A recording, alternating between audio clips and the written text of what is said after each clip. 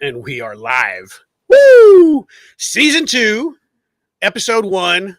We're kicking off in a big way. We are so excited. Epic. Yeah, to be back. So after 23 episodes, 19 countries, all kinds of downloads and craziness and unexpectedness, here we are in season 2, 2023. Yeah, let's just dive right into this. So did you bring Brian on? Is he in there? He's on. There's his face. Okay, cool. Okay. Look at that. All right. B, can you hear me?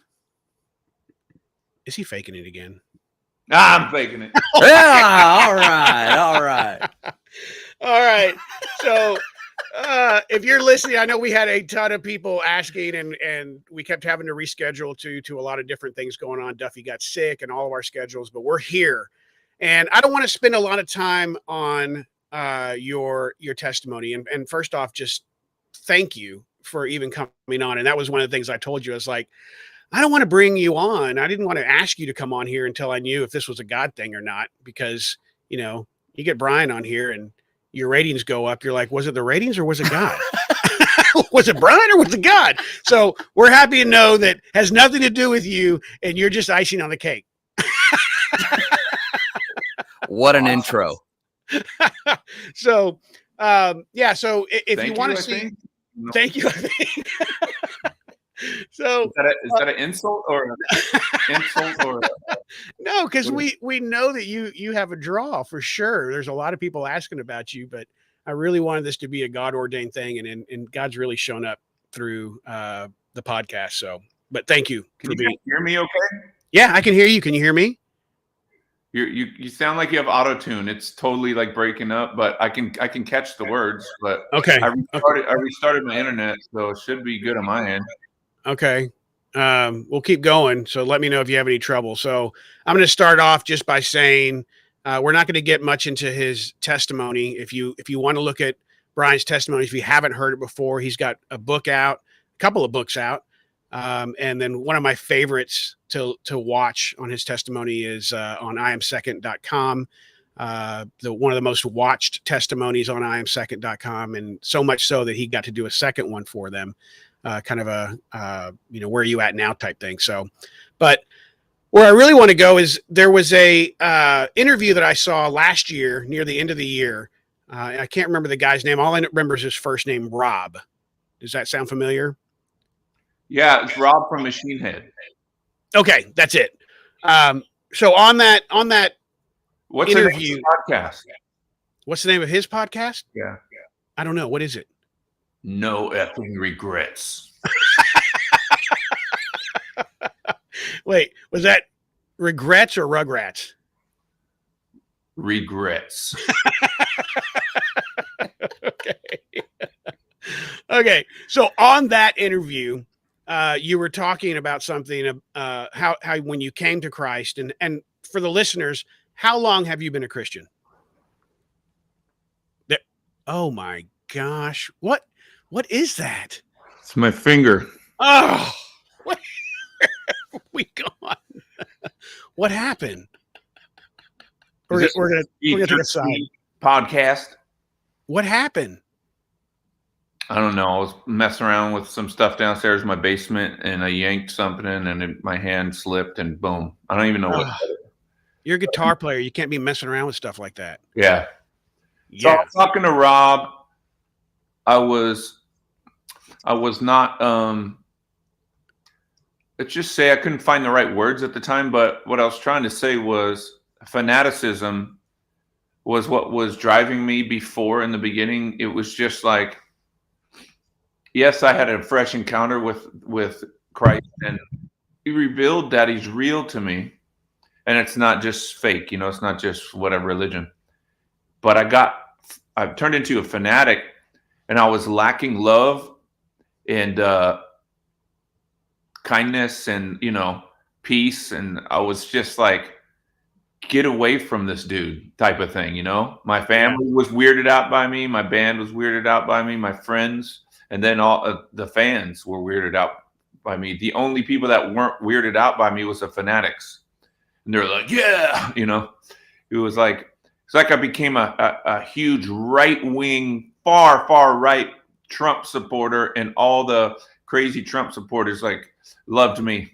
But Every normal person that you could just talk to and have a conversation, like, we're weirded out. So, and yeah, some media outlets took it to say that I was not a Christian anymore or whatever, and the headlines, clickbait or whatever, and the rock media was just like, oh, this and that. But no, that was very far from what I was trying to say, but I couldn't articulate it that day very well for some reason. I don't know.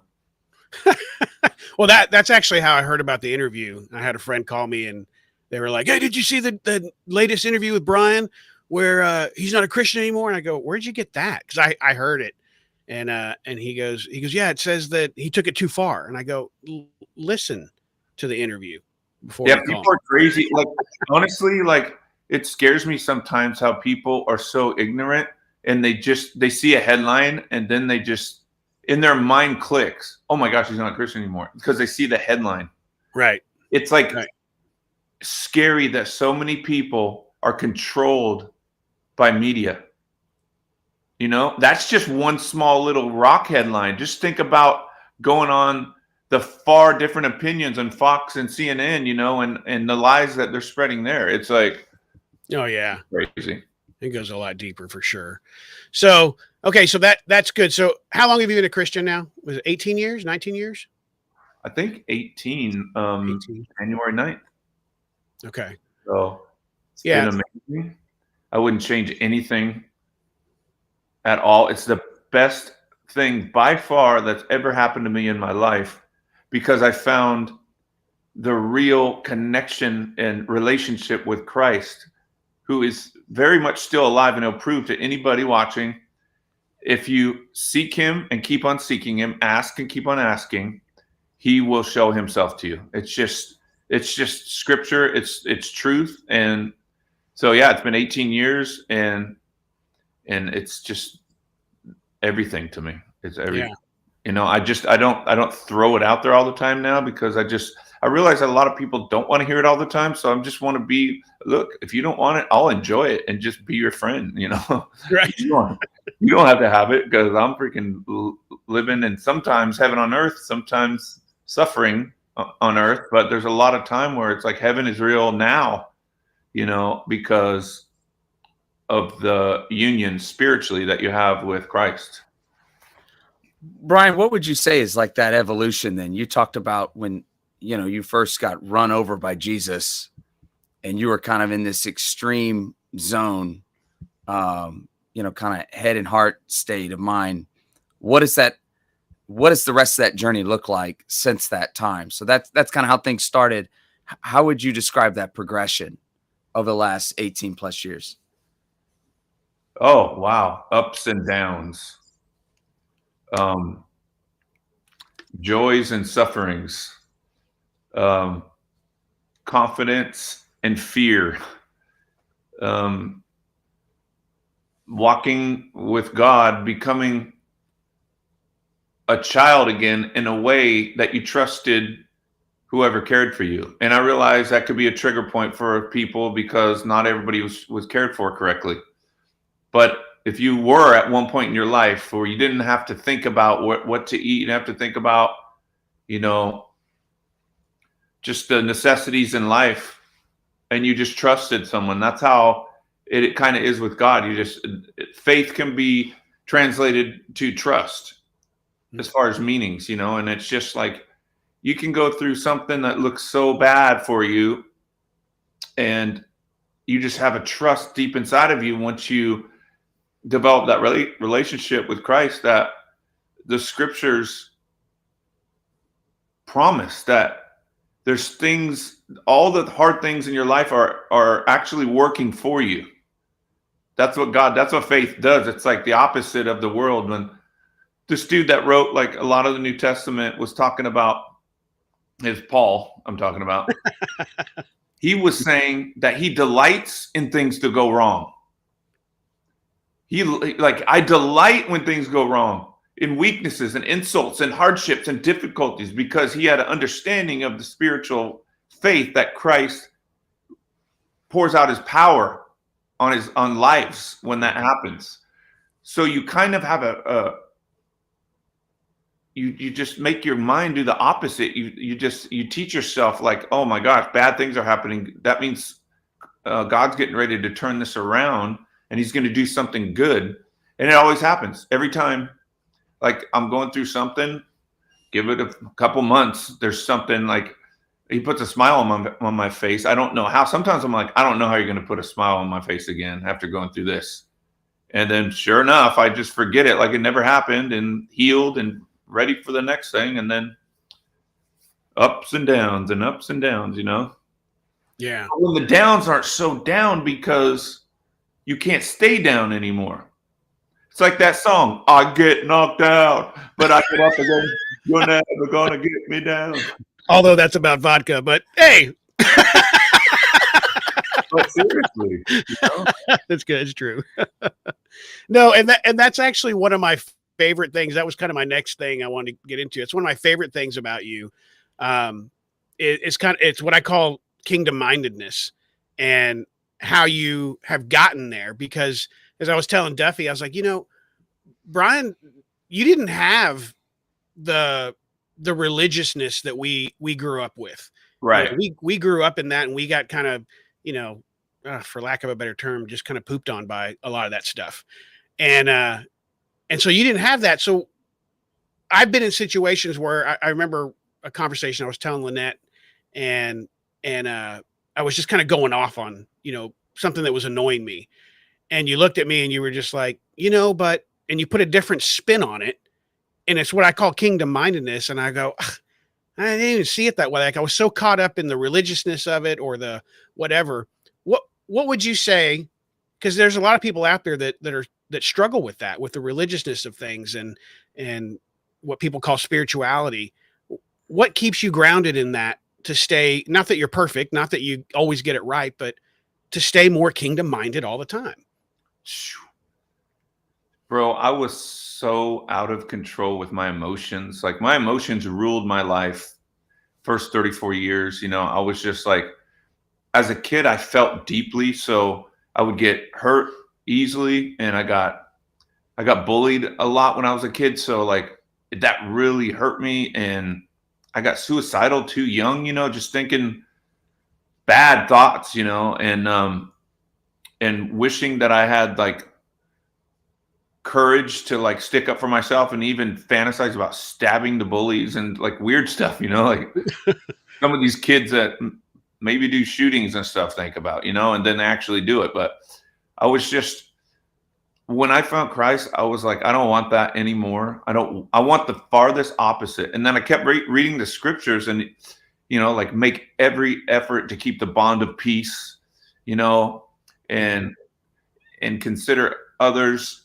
better than yourselves. And Paul talks about forgiveness and that, you know, there's spiritual enemies. And he says that to trick the spiritual enemies, you forgive. And so I was like, oh man. And just do the opposite, you know, and it's the fruits of the Spirit. It's love, joy, peace, goodness, kindness, faithfulness, and self-control is a big one. And so I just want to keep that mind of peace, you know, because it says that we are given the mind of Christ. That's what it says, you know, and people say, oh, Christians are brainwashed.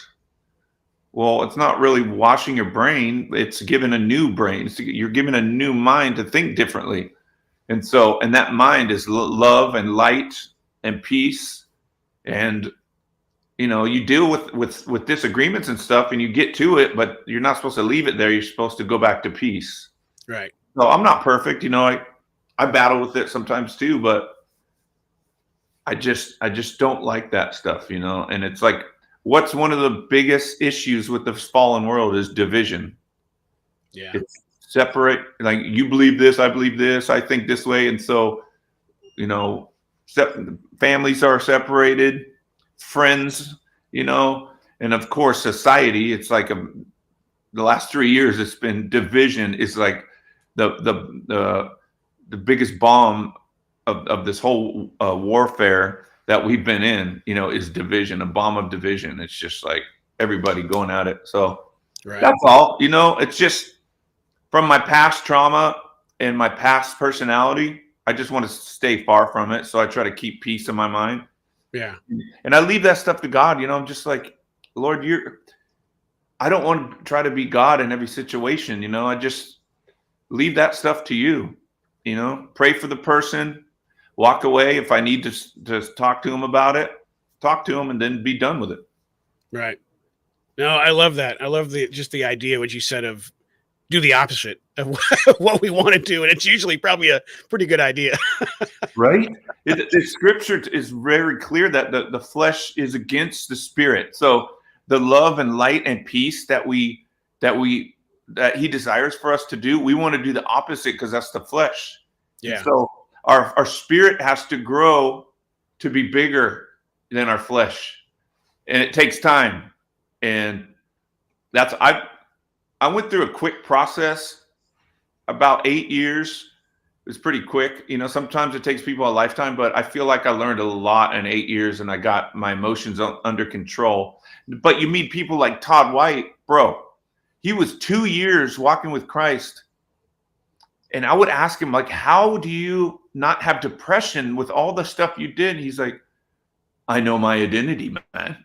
I'm like, and he's just like, I'm a new creature. And he's like, has Jesus got depression? Then I don't have to. And I'm like, you don't make sense. That's not practical. That's not practical. So some people would say I'm quick. I was mad because Todd was quick, you know? Right, right. So it's all relative. It's like we're all different and we're all on our own journey. Yeah. Wow. That's good. And you had to come out of a lot of religious, well, yeah. Maybe not as much like, I mean, I don't know, but maybe not as much like just emotional turmoil from like drugs like I did, but you had other stuff that you had to get out of with your religiousness. Yeah. Well, I mean, yeah, it's twofold on that one too. I mean, I remember telling Ryan Reese, because I thought I was doing good from the drug standpoint. And I remember him laughing at me because I was like, yeah, I tried to stay away from the hard stuff. All I did was LSD. And he was like, bro, what are you? He was like, how much did you take? And I was like, well, there were times that we got to like 5 because we couldn't get the feeling anymore. And he's like, that's worse than some of the other stuff. But yeah, between that but God took those away. And I truly believe with my life, he knew that I had bigger battles to handle. You know, if there's one statement I've never heard is, well, I only did LSD. That proves right there that the LSD has affected you. I have asked Lynette over and over again because I have friends that have gone too far, and I'm like, "Are you sure I don't act like that?" Thanks, Brian. Like being at your house, like I heard you say, "Hey, Lynette, what restaurant you want to go to tonight?" And she answers, and you're like, "Lynette, what restaurant do you want to go to?" And you're like swatting stuff. But it was only LSD. It's only LSD. Yeah. So yeah, but religion too. I mean, that's where I got, just pummeled. So that's really cool. But there's a lot of people that we meet that need to hear these types of things because they're hurt by, religion. And we get into a lot of that on the podcast. And we don't try to tell people to stay away from the church or stay away from God, especially not God. But man does stupid things. Can you believe that the same scriptures that we read that like make our insides like just like feel peace and loved by God and love ourselves and forgive ourselves and everything, these same scriptures can trigger people and bring back trauma from religion that they've had. It's so sad, man. Well, my recommendation is to go read a Passion Translation for those that have, suffered with religion, because it really dives deep into the love of God. And it's just more upfront about the love of God. And you just feel, I don't know, there's like a kindness on it.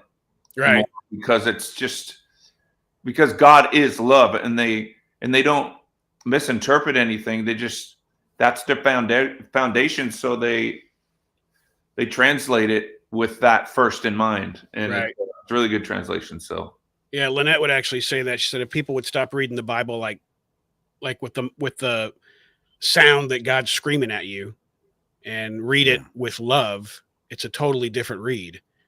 yep, it's like God is everything, male and female came from God. So it's like you're reading it with the best father that you can't even imagine how good he is. Yeah. And best mother, just he's everything, everything. He's a source of everything good. Yeah. So but a lot of us have issues with how we were raised and our parents. And so if you had a mean dad, sometimes people have a hard time coming to God because that authoritative figure is in their trauma, is in their mind as, God mean, and let's be honest, there's a lot of stuff that's like kind of harsh in the Old Testament, especially, that doesn't make sense to me. I don't understand that Old Testament. Right. I go to the good stuff because I know that I'm good. I know I'm right standing with God through Christ. So I don't go to the judgment scriptures. I won't read them because I don't want to. They don't have nothing to do with me anymore. I stay in the New Testament mainly and go to the Psalms that I like. And, I get the foundation. Some people use the Bible as their God and interpret everything through, you know what I'm saying? They use the scriptures to fit what they want to do, or yeah. And it's crazy. It's like there's a season sometimes where I get away from the Bible too. I'm like, okay, Lord, that's the foundation of my life, that the scripture and how you came to the earth and how you poured out your life to humans, and now we're here. I'm in the modern age, and I feel like sometimes I'm a heretic right now, maybe to some people, but like it's like, don't read the Bible for a while. Let's just walk through life, because that word is in me now, and it's good for me to get away from it sometimes and just step into the real world and not be too religious, Yeah. What is your, Brian, like when you're out on the road, what does your rhythm look like spiritually? If you wouldn't mind, like kind of pulling back the veil a little bit for some of our listeners that are maybe trying to figure out if they haven't gotten to a place where maybe they're plugged into a church, or they're new to all of this, walking with Christ. What tends to be some of your go-to patterns whenever you're kind of going at life at 100 miles an hour, but you still want to be fed and nourished spiritually? What does that tend to look like in your life? Man, that's good. Freaking reading is huge for me because, and music. I listen to this guy named what's his name? It'll come to me. But instrumental music, and then reading, books are so helpful, man, with people that have wisdom, and you learn from what they've learned over the years, and so I read a lot of books. If someone out there doesn't like to read, then Audible, go and listen to books and find good books about Christ. And I read the deeper spiritual books because I'm not one of these people that likes to just go to church on Sunday and, okay, I'm doing the right thing, like that. I'm like, I want to know how things work. And I was at this men's group this morning, and I was just like, man, you guys don't forget, when you leave and go out throughout your day, like God could have said that he lived anywhere, but he chose to say that he lives inside of us. Mm-hmm. His dwelling place wants to be inside of us. And so I read books to that aspect, to just like to develop that one-on-one, that infilling of God's life inside of me. But on the other side of your question, it's really dry on the road. Daniel's seen it. It's like, it's just go, people, noise, travel. And then you get in your hotel room after all that I just mentioned, and you're just like dead. I don't want to put on. I don't want to read. I don't want to do nothing. I just want to freaking veg, you know. And so it's a battle back and forth. The one thing that I don't deal with is like, you know, groupies and stuff like that. There's all the guys are just done with that because everybody knows that can be a drug, right? Yeah. Everybody in the band knows that they've been down there with hundreds of girls and stuff, and it's a drug. And so what do we do now? We stay away from drugs. We stay away from addictions. We stay away from, you know, sexual temptations. We just make it about family first, music second, friendship third, and, you know, all that with the foundation of the fans are here for us, and we got to be at our best. So that's how the road is now. It's age, you know, and wisdom comes with age. Yeah. So we're just focused. We're only out for a month in the States at a time. So just get through those 4 weeks, enjoy the fans, go home. Yeah. Yeah. It's like what haven't you seen? It's like it's like been there, done that. Now it's like you said, family first, and then it's work. Now it's what you do. It's what you do well, and you love it.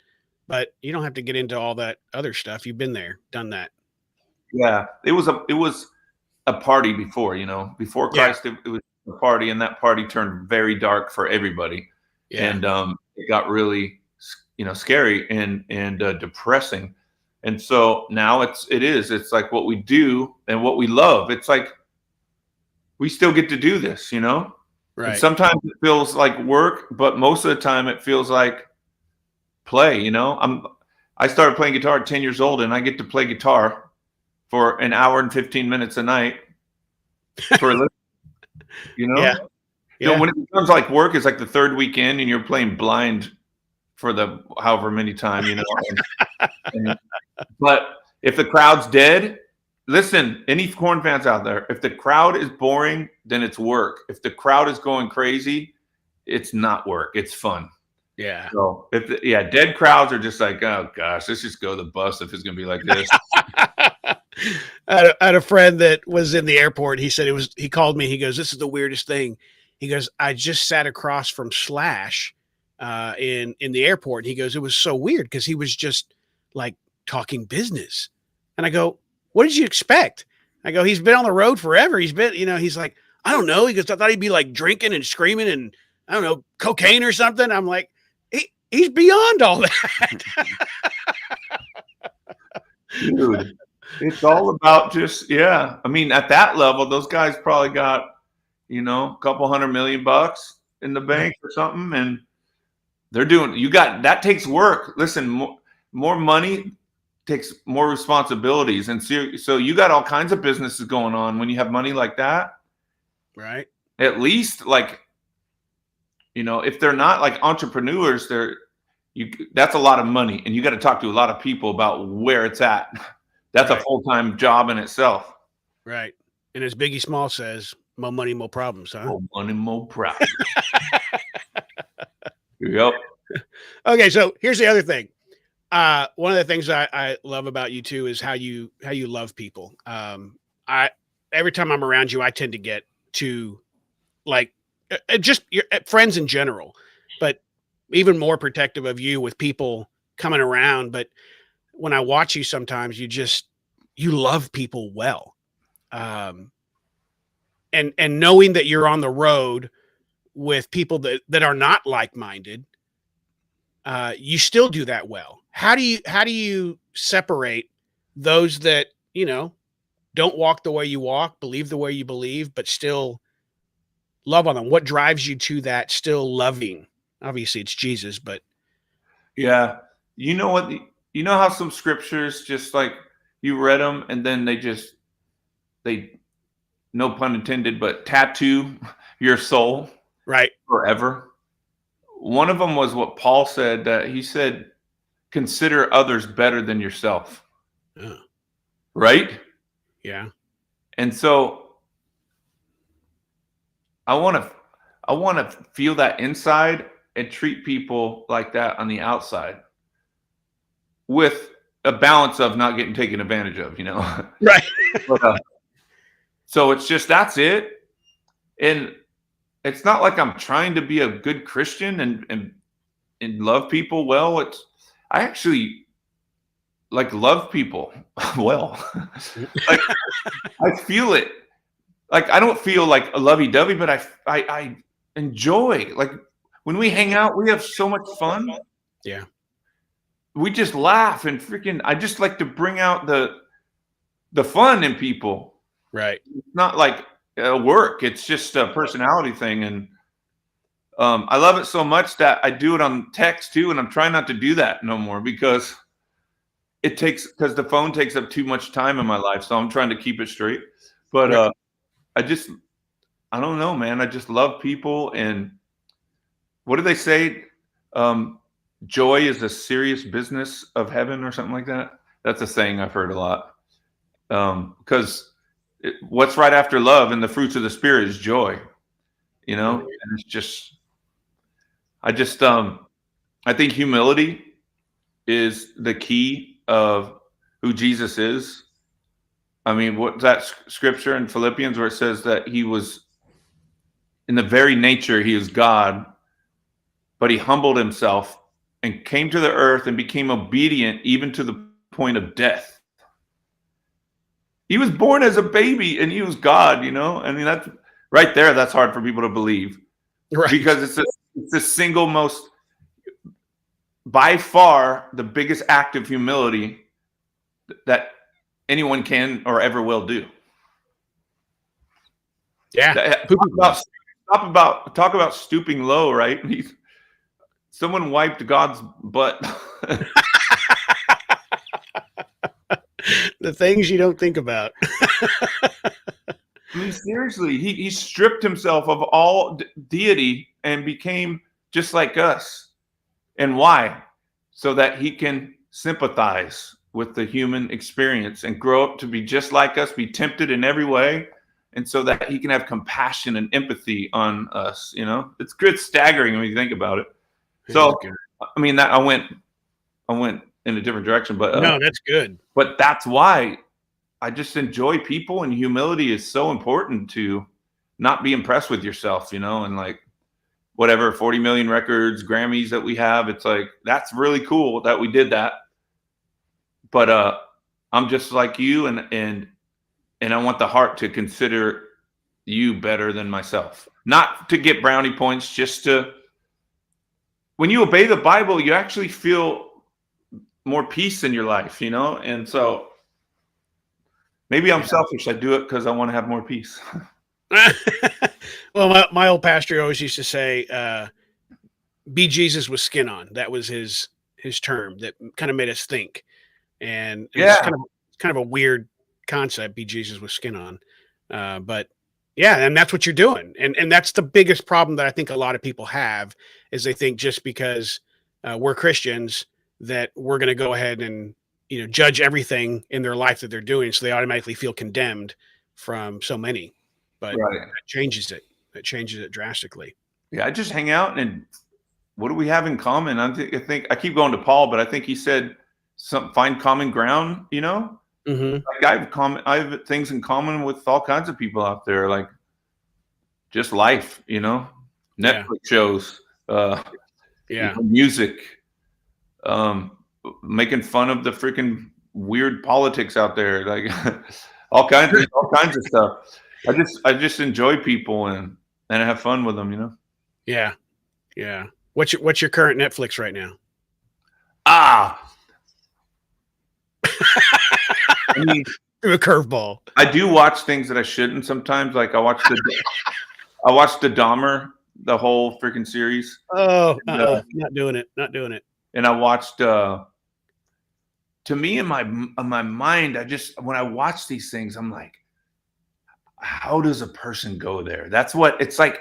It's almost like research when I watch it. I'm like, how can the human condition get so twisted that you go there, Right. Another one I just watched is the hatch wielding hitchhiker.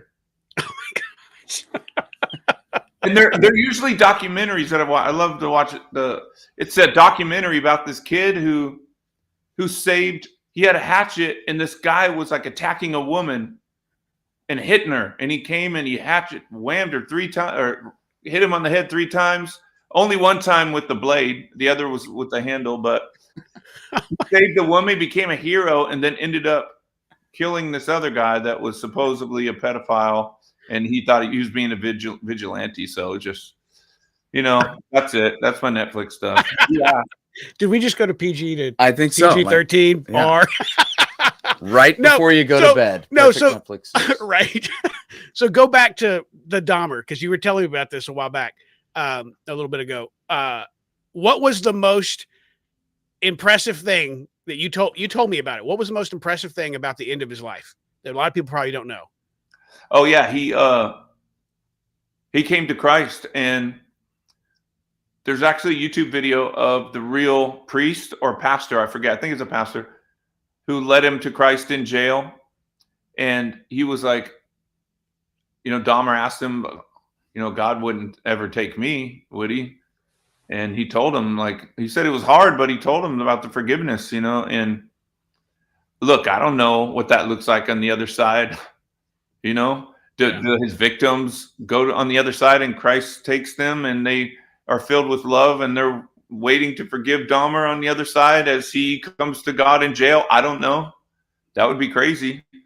But yeah, he supposedly got really into church and really into God and before he got killed. So yeah, like that stuff, I just leave it to the things that make you go, and we'll never know until later. So yeah, that's another thing people would get into big arguments over. I don't go there. Yeah, and that's what again, another thing I just love is your response to that is you're more excited for that.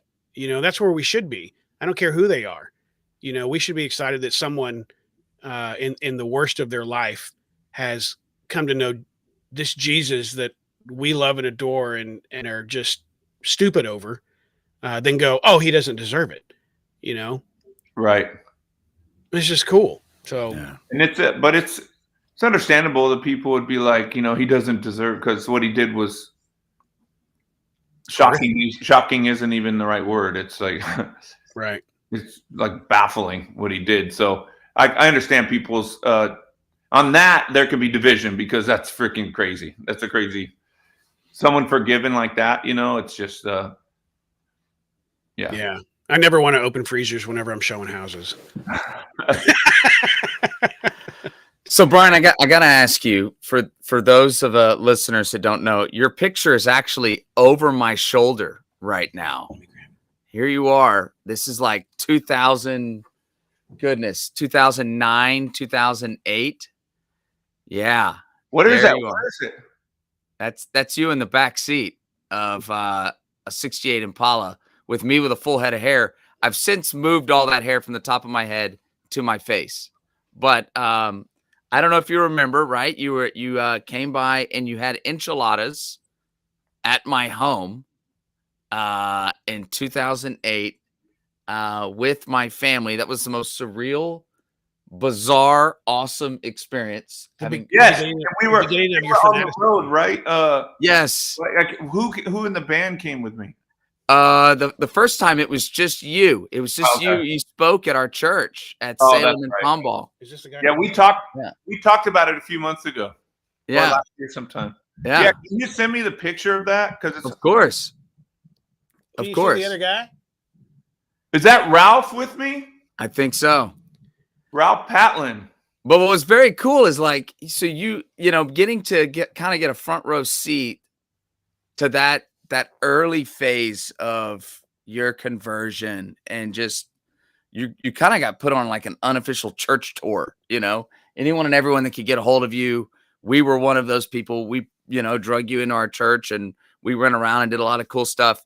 I'm curious, can you shed more light on, so now you're on tour with Korn. You no doubt have tons of adoring fans. You have all kinds of opportunities with people. And what does that ministry side of your interactions, what does it get to look like now, when you're on tour? Do you find that you have chances to talk about your relationship with Christ, off to the side before a show, after a show? I mean, those opportunities present themselves. Kind of what is that like now in this phase, in this chapter of your life? Before COVID, it was like around 2014, 13.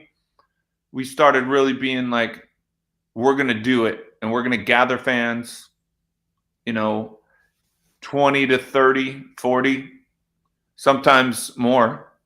And me and the bass player are going to share our faith, We did that for a couple tours, and then our bass player really didn't want to do it anymore. So I did it with friends. We saw awesome stuff happen. We saw mimicking and mocking towards us sometimes, but mostly people were open. And it's like, they were always like, wow, this is not what I expected, Yeah. And some of them are like, okay, I got to sit and listen to this guy's talk about Jesus until I can get a picture with the guitar player. So yeah, it's just, and then COVID came, and obviously no one's allowed backstage.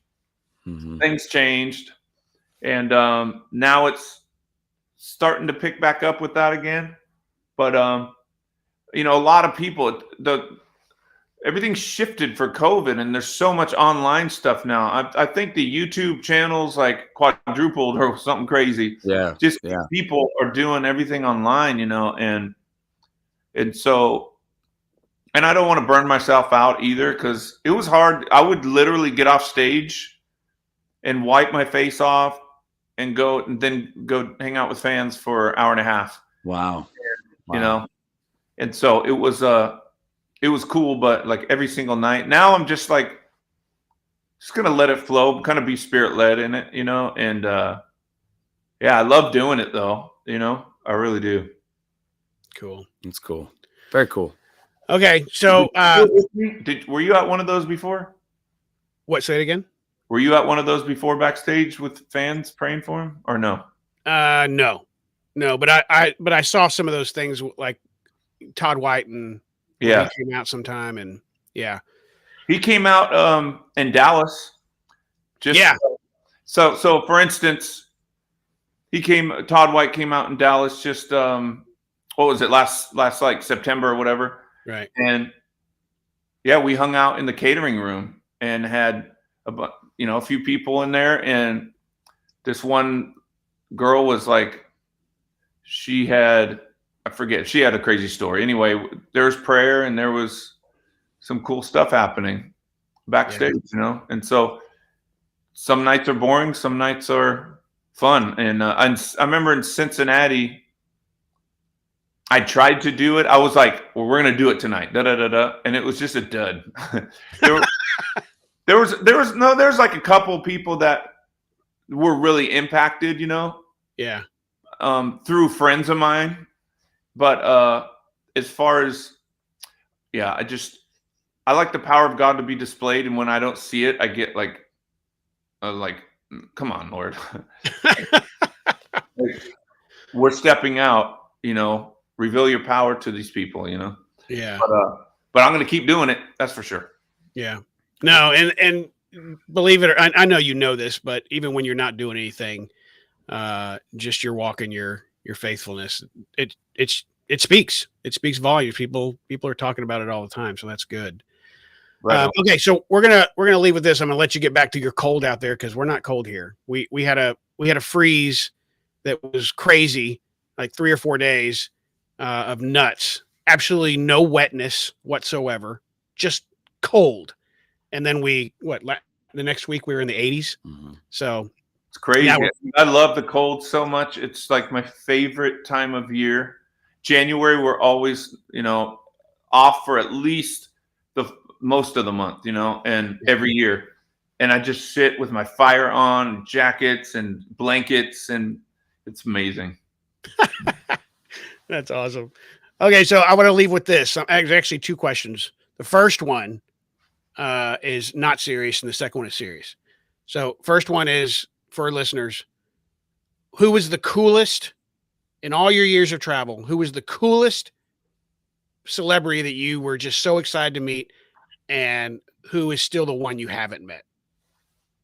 So two questions. That's a 2-part question. That's the first one. So coolest celebrity you got to meet that you were stoked about, and the one you still want to meet. Oh, I mean, I would say Johnny Depp, man, was cool. just the coolest. I mean, the way he treated everybody, he treated my daughter with such respect and like attention. Tiffany, who my daughter's mentor, just like, and he's not in a creepy way, but he's like a feeler, like he's toucher. Like he'll touch their arm and say, "Hey, sweetheart, how you doing today?" You know, and look in their eyes. He'll go out and sign on. People will say, you know, leave Johnny alone. He's not coming out. And he'll be like, shut up, and walk past him and go hold hands. And he's hung out in our room, and he was like, he was so cool being Johnny Depp that we allowed him to smoke cigarettes in our room. We're like, yeah, go ahead. But he was leaning against our doorway, blocking the door. And I was like, oh my gosh, he's in our room. That's crazy. And I was so nervous. I just go, move it, Depp. Oh my gosh. And he goes, oh, I'm so sorry. And he moved. He's just like, he just moved, you know? And I know people got issues, you know, he had his deal with addiction or whatever. And who knows what the truth was with all that stuff. I didn't watch much of it, but with Amber, but I'm telling you, the way he treats people is like, actually, I got inspired, and he helped me love people more after meeting him.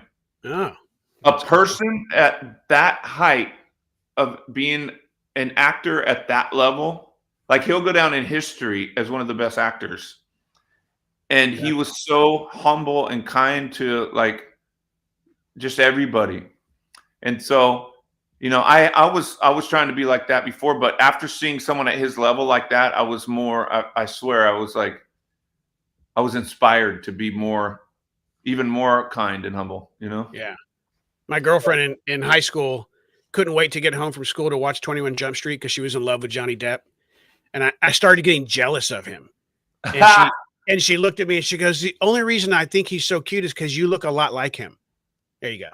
There's my.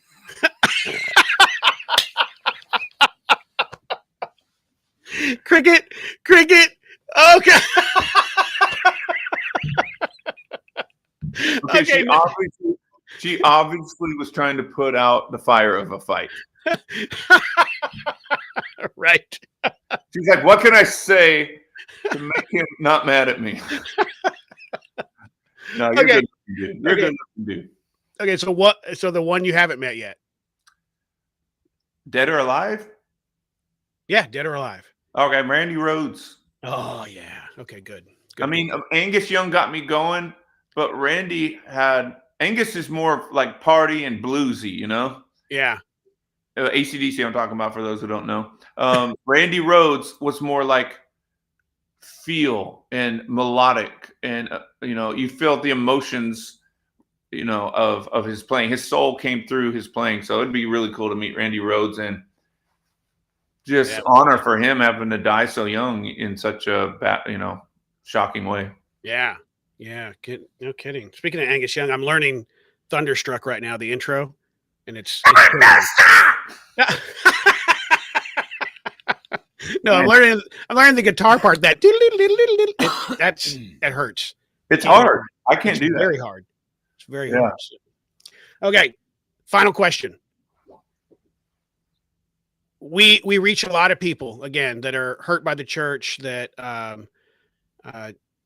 just aren't sure, you know, and you've been out with us too, all the Whosoever stuff, and you know, the people we run into at skate parks and rehabs and things like that. But there's so many people. They say that atheism is actually on the down right now, which I thought was interesting.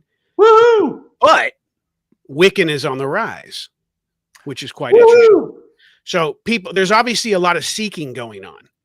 So if you had to tell anyone who's listening right now, who's skeptical or, you know, been hurt by it or whatever, what would you tell them?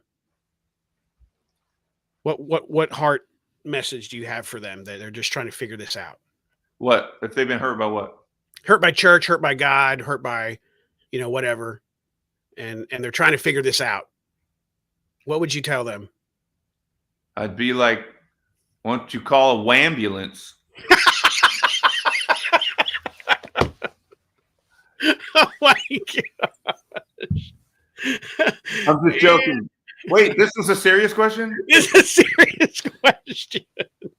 I'm just joking, everybody. I know. Listen, you guys, you were hurt by the church. You were abused spiritually. But I'm telling you that I don't know if I could say lucky, but I guess I'm just glad I didn't walk through all that religion back in the day. And I don't know. I would have just wasted a lot of years. I did waste years on drugs and everything, but I was building this platform with corn that God could use later. So, but there's just so much hurt out there. But I will tell you that God's doing a restoration for people just like you. There is so many people that are like you that are getting through the trauma and the triggers of what happened with the spiritual abuse with religion. And so I would just encourage you to come on board and see this new thing that God is doing. There's a scripture says that God says, behold, I'm doing a new thing. Can you not perceive it? So I would encourage you to step in, allow yourself to perceive this new thing that he's doing in these modern times, and just find your tribe. There's someone that has been through things just like you that can share their story of how they overcame their hurts and got past it to get to God. Because here's the problem. When people spiritually abuse us, we run away from God when his heart was that we would run to him and away from those religious people. But the trap is that everyone runs away from God and throws the baby out with the bathwater, and all that stuff. Right.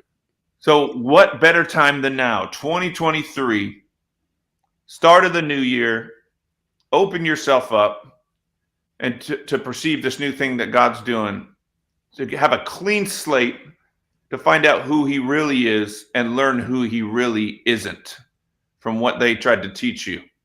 Don't let those people keep you away from this perfect being that is better than any mother or father you can imagine. That's what I would say. That's perfect. Cool. Well, thank you so much for being on here, for taking the time out of your cold, busy day. And we always pray out. Do you want to pray out? Yeah. Okay, cool. I mean, it was easy to put this thing together, so I'm glad it finally happened. How many times did we cancel this? 4? At least. I stopped putting posts up because I had to keep changing it. I was like, I never threw you under the bus because it was never your problem. It was all of it. It was all Duffy, bro. Yeah. Dude, yeah. You get a little cold and you can't even get out of bed. What's up? I didn't even talk to him on the phone, but his text sounded horrible. I was like, man, he's bad. Even my text had the chills, and we're sweating. Yeah. Duffy, I'm glad you're feeling better, and I'm sorry. Sorry you got sick, but yeah, it was mostly me. I but it was crazy stuff where it was like, I don't know. I double booked one day and then it just went over and over. But all is well now. So, well, Lord, like I always like to say, I thank you that you're not a mean old religious God in the sky, a sky God looking for us to make mistakes so you can say, see, I told you you were an idiot. But you're a loving God. And Jesus, you came to the earth. You stripped yourself of your deity and came to the earth and became a human born of a virgin, the most largest act of humility ever to be displayed in all of creation. And you live this life, Lord, and you are able to sympathize and empathize with our human condition. You're not mad at us. You want to help us. And Lord, it's just staggering how amazing that is. Who wants a God that doesn't understand your hurts and your pains and your weaknesses. Who wants to serve a God that doesn't understand you? That's why you came, so that we can look to you. And when you say, I do understand, we can believe you because it's true. So I pray for everybody out there, Lord, that you just give them strength to have a chance to find that perception of the new thing that you're doing for this generation. I ask you that you'd show them supernatural signs and wonders as they sleep, as they live throughout their day, that they would see signs of trucks driving down the road with signs, street signs, or just signs that would be like, oh, God's trying to say something to me. That's what happened to me to get me to even contemplate even trying this stuff out. So I pray you do the same for them. Send angels to them, give them dreams and visions, and send people. People are very important. Send people around them to ask them about God, just to bring up God conversations as another sign that you are drawing them to yourself. Thank you. Bless this podcast as it grows and grows and grows. Amen. Amen. Amen. Dang, he just like upped the bar on the end of podcast prayer. Love you, man. Thank you so much. Just call me each episode, and at the end, I'll call in and just do this. I'll be the One Love, Haiti, Texas chaplain. All right, you're in. Hey, Later, Brian. Give hugs to the family, Daniel, and good to see you both. Good to see you too, Later. Brian. Thank you. Bye.